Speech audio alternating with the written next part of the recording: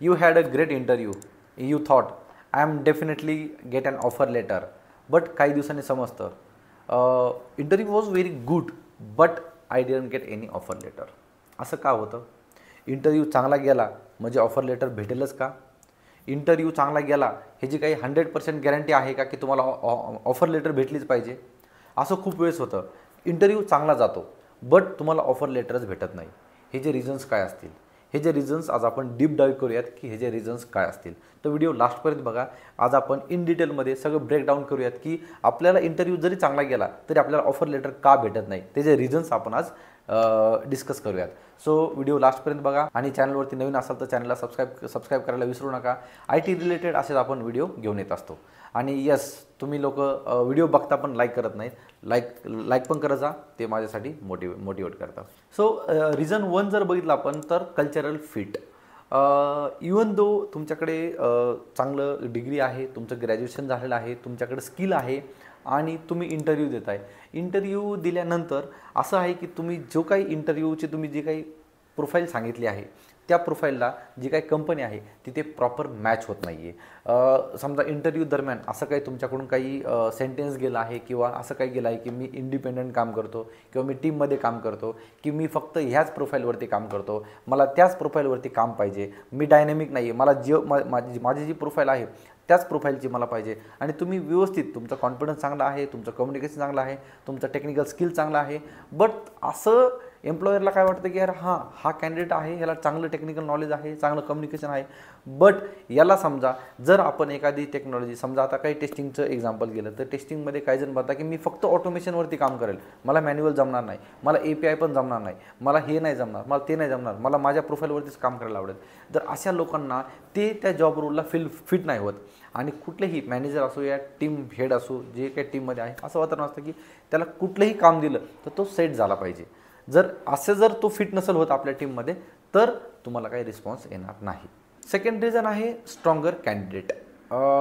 आता काय होतं ना, एम्प्लॉयर कधीही एका इंटरव्ह्यूसाठी, एका पोझिशनसाठी एक इंटरव्ह्यू घेत नाही. त्यांच्याकडे जर समजा एक पोझिशन असेल ना तर ते त्यांच्या पाईपलाईनमध्ये 8 ते 10 इंटरव्ह्यूज असतात.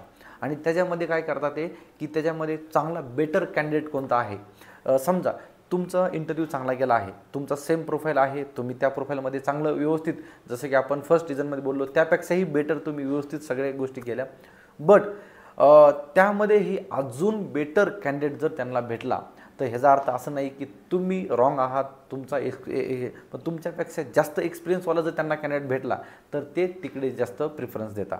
तर ह्याचा अर्थ असा आहे का मग की तुमचा इंटरव्ह्यू चांगला नाही गेला किंवा तुम्ही ह्याला फिट होते, पण तुमच्यापेक्षा बेटर कॅन्डिडेट त्यांना त्या पोझिशनला भेटून गेला. सो ते पण कधी रिझन होतं. मग अशा वेळेस काय वाटतं की यार माझा इंटरव्ह्यू चांगला गेला, जाऊन मी कुठं कमी पडलो किंवा काय.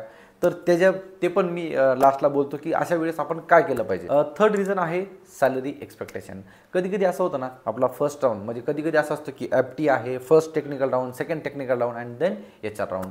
हे सगळं झाल्यानंतर जिथे एक्सपेक्टेशन आहेत ना ते एक्सपेक्टेशन आपण फुलफिल नाही करत. म्हणजे त्यांनी HR लोक तुम्ही कधी जर बघितलं ना तर तेच आपल्याला सांगत नाही की आमचं बजेट किती म्हणून. ते आपल्याला विचारून घेता की your current CTC and expected CTC. Expected किती, कोणत्या बेसिसवरती मागतो, काय मागतो हे आपल्याला काय माहीत नसतं. आपण डायरेक्टली सांगतो की माझं 10 आहे, मला 15 पाहिजे किंवा काय, पण त्यांच्याकडे 12 पर्यंत बजेट आहे. तर तो एक पॉईंट असतो की आपला इंटरव्ह्यू जरी स्मूथली गेला तरी आपल्याला जॉब ऑफर भेटत नाही. तर ते एक रिझन असू शकतं. फोर्थ रिझन हे पण आहे की रेड फ्लॅग पण कधी टेक्निकल जे आहेत, टेक्निकल इंटरव्ह्यूवर आहे तो पण रेड फ्लॅग देतो. का देतो? कारण आपण बोलता काय बोलतो की मला लास्ट कंपनीमध्ये मला असं झालं, लास्ट कंपनीमध्ये मला ती ऑपॉर्च्युनिटी नाही भेटली. मग आपण काय करतो ना, काही बॅड वर्ड्स किंवा काही सेंटेन्स असे बोलत जातो की आपल्याला लास्ट ऑर्गनायझेशनबद्दल आपण असं काहीतरी बोलत जातो, लास्ट टीमबरोबर असं आपण असं काहीतरी बोलत जातो. हे आपल्याला पण नाही कळत की आपण काय बोलतोय. म्हणजे आपल्याला बेटर ऑपॉर्च्युनिटी पाहिजे, मग आम्हाला इथं नाही भेटली, मग आम्हाला इथे लर्निंग नाही भेटलं, मग असं नाही भेटलं, मग तसं नाही भेटलं. तर ह्या ज्या गोष्टीत ना, ह्या तुम्हाला हे खरं जरी असेल ना तर हे बोलायचं नसतं. ह्यानी काय होतं ना की तुम्ही एखाद्या ऑर्गनायझेशनचं निगेटिव्हली तुम्ही काय करताय, त्याला म्हणजे निगेटिव्हली तुम्ही ते असं पॉईंट्स मांडताय. तर मग ही कंपनी सोडताना पण तुम्ही तेच करणार आहोत हे असं होतं. तर तिथे रेड फ्लॅग पण येतो. तर असं पण तुम्हाला करायचं नाही आहे. त्यानंतर फिफ्थ रिझन आहे पोझिशन गॉट अँड होल्ड. तर कधी-कधी असं होतं, की एखादी पोझिशन आहे आणि म्हणजे समजा इंटरव्ह्यूच्या वेळेस त्यांनी प्रिडिक्ट केलं आहे, की तो प्रोजेक्ट आला आहे किंवा त्या प्रोजेक्टसाठी तुम्हाला म्हणजे तुम्हाला इंटरव्ह्यू घेतला आहे, की तुम्हाला हायर करायचं आहे. बट तो प्रोजेक्ट थोडासा डिले होतो आहे. त्या प्रोजेक्ट त्यांचा प्रोजेक्टच होल्डवर पडला आहे. तर तुम्हाला घेऊन तुम्हाला समजा ऑफर लेटर देऊन ते कुठल्या पोझिशनला तुम्हाला काय हे करतील. तर त्यांच्याकडे जर एखादा प्रोजेक्ट नसेल, त्यांच्याकडे जर समजा एखादी स्पॉट नसेल त्यावेळेस त्या सिच्युएशनमध्ये, तर त्या सिच्युएशनमध्ये तुम्हाला ते प्रोफाईल ऑन होल्ड असं पण ठेवता. आणि लास्ट आणि सगळ्यात इम्पॉर्टंट आहे सिक्स्थ. तर या सिक्स्थमध्ये काय होतं ना, की आपलं फॉलोअप कमी पडतं. आपण इंटरव्ह्यू देतो, आपण वेट करतो, आपण कुठलाही प्रोफेशनल आपण कधी-कधी काय करतो, डायरेक्ट कॉल करतो किंवा काय करतो, पण व्यवस्थित फॉलोअपच घेत नाही, प्रोफेशनल फॉलोअपच घेत नाही. आणि याच्यावर लोक कसं असतं ना, की त्यांना हर रोज 1000 त्यांच्याकडे सगळे रिझ्यूम्स असतात, सीव्हीज असतात, इंटरव्ह्यूज पाईपलाईनमध्ये असतात आणि आपण त्यांना कॉल करून वगैरे अनप्रोफेशनल त्यांना असं फॉलोअप घेतो. तर प्रॉपर फॉलोअप पण कोणाला माहीत नाही कसा घ्यायचा क्या व्हायला.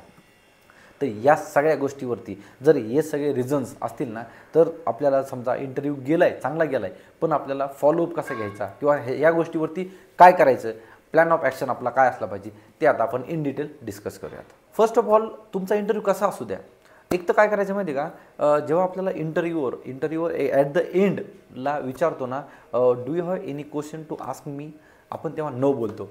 तर काय करायचं ना, तर आपल्याला फीडबॅक सांगणार नाही, पण 90% काही जण आपल्यासारखेच असतात. काही जण काय करतात, की त्यांना डायरेक्ट सांगायचं की this is my first interview, can you give me a technical feedback, I am not asking about HR feedback, I am selected not selected, just technical feedback. जर टेक्निकल फीडबॅक जर एखादा 10मधून तुम्हाला 10 जण नाही बोलतील, पण 10मधून 2-3 जर असतील ना, तर ते तुम्हाला टेक्निकल फीडबॅक देतील. तर ते त्यांना माहिती आहे की आता हा सिलेक्ट नाही आहे कॅन्डिडेट, बट मग तो तुम्हाला टेक्निकल फीडबॅक देईल की तुम्हाला कुठे तुम्ही कमी पडले किंवा काय पडले. That will help our next interview. Okay. Second thing आहे की तुमचा कॉन्फिडन्स. आता कधी पण हे म्हणजे मी हे सगळ्यात इम्पॉर्टंट हा पॉईंट का सांगेल की हां, आणि दुसरी गोष्ट, आतापर्यंत जर तुम्हाला व्हिडिओ आवडला असेल तर लाईक करा, हे मला मोटिवेट करतं व्हिडिओसाठी. दुसरी गोष्ट हा आहे की कुठलाही तुमचा इंटरव्ह्यू असू द्या, रिजेक्शनला तुम्ही तयार राहा. रिजेक्ट तुम्ही होणार आहात हे असं डोक्यात घेऊनच चालायचं. हां, तर काय होतं माहिती का, ह्यानी तुम्ही जर एक्सपेक्टेशन खूप ठेवले ना, की यार मी स्टडी खूप केला आहे, माझा इंटरव्ह्यू खूप गेला आहे आणि मला ऑफर लेटर भेटले नाही, तर ह्यांनी नाही का आपण नाही का थोडंसं आपल्याला एक डिमोटिवेट होतं, आपल्याला थोडासा कॉन्फिडन्स कमी होतो. का होतो, कारण आपण एक्सपेक्टेशन खूप जास्त ठेवलेत आणि आपल्याला जॉब ऑफर लेटर नाही आहे, तर त्या केसमध्ये आपला कॉन्फिडन्स खूप लो होतो. असं नाही करायचं आपल्याला. आपला कॉन्फिडन्स लेवलवर एकदम आपल्याला टॉपला पाहिजे. दुसरी गोष्ट काय, की लास्ट इंटरव्ह्यूमधून आपल्याला काहीतरी लर्न केलं पाहिजे आपण, तरच त्या इंटरव्ह्यूचा आपल्याला युजफुल होईल. असं नाही की अरे आपल्याला रिजेक्शन आलं, आपण मोटिवेट केलं, डिप्रेशनमध्ये गेलो किंवा आता मी IT इंडस्ट्रीमध्ये जॉब नाही करू शकत, असं काही नाही आहे. तुम्हाला लर्न करायचं आहे. इंटरव्ह्यू हा एक्सपिरियन्ससाठी असतो, इंटरव्ह्यू तुम्हाला लर्नसाठी असतो आणि त्यातून तुम्हाला काहीतरी लर्न करून तुम्ही दुसरा इंटरव्ह्यू तुम्हाला फेस करायचा असतो. ओके. थर्ड आहे, जो पण काही इंटरव्ह्यू झाला आहे, जे सिनियर्स आहेत तुमचे, नेटवर्किंग, जे तुमचे सिनियर्स आहेत, फ्रेंड्स आहेत, त्यांच्याबरोबर पण हा एक्सपिरियन्स शेअर करा की हां, मी इंटरव्ह्यू दिला आहे आणि त्या इंटरव्ह्यूमध्ये मला असं झालं आहे, तर हे जे ॲन्सर्स नाही आले, मला हे ॲन्सर नाही आलं तर मी काय केलं पाहिजे, किंवा ते ॲन्सर नाही आलं तर मी काय केलं पाहिजे. तर ह्या अशा जर गोष्टी असतील ना, तर ह्या पण गोष्टी तुमच्यासाठी खूप इम्पॉर्टंट राहतील. कारण कसं आहे ना, तुम्हाला हर एक गोष्टी इंटरव्ह्यूमधून तुम्हाला लर्नच करायचं आहे. आणि तिसरी गोष्ट किंवा लास्ट गोष्ट अशी असेल की फॉलोअप. प्रोफेशनल फॉलोअप घ्या, फीडबॅक मागा, मेल करा, टेक्निकल म्हणजे एकदम प्रोफेशनल मेल करा की हां, मला ह्या डेटला माझा इंटरव्ह्यू झाला आहे, या पोझिशनला माझा इंटरव्ह्यू झाला आहे, माझा फीडबॅक काय. एनी हाऊ तुम्ही सिलेक्ट करा, नाही सिलेक्ट करा, फक्त मला फीडबॅक द्या. त्या फीडबॅकमुळे मला हेल्पफुल होईल माझ्या फ्युचरमध्ये किंवा काय, असा प्रॉपर HRला मेल करा. 101% जर तुम्ही असा मेल केला तर तुम्हाला फीडबॅक नक्कीच येईल, तुम्ही सिलेक्टेड असू या सिलेक्टेड नसू. आणि नेक्स्ट तुम्हाला 6 मंथ नंतर पण ती तुम्हाला ऑपॉर्च्युनिटी भेटेल. असं एक रिलेशन ठेवा, रिलेशन मेंटेन करा. असं नाही की इंटरव्ह्यू झाला किंवा काय झालं की तुम्हाला डायरेक्टली असं निगेटिव्हली त्या बोलायचे किंवा निगेटिव्हली मेल करायचे किंवा निगेटिव्हली कोणाला मेसेज करायचे, असं काय करायचं नाही. ओके. तर इंटरव्ह्यू जरी चांगला गेला तरी पण तुम्हाला ऑफर लेटर आलं नाही, ह्याचा अर्थ असं नाही की तुम्ही कुठे वीक पडलात किंवा काय पडलात, पण तुमचे जे काही जिथे तुम्ही लॅक झाला आहे ते तुम्ही स्टडी करा, मूव ऑन व्हा आणि यस, हर एक इंटरव्ह्यूमधून तुम्हाला लर्निंगच भेटणार आहे. ओके. सो व्हिडिओ आवडला असेल तर लाईक करा, तुमच्या फ्रेंड्सबरोबर पण हा व्हिडिओ शेअर करा आणि चॅनलवरती नवीन असाल तर सबस्क्राईब करायला विसरू नका. Thanks for watching. Till then, bye bye.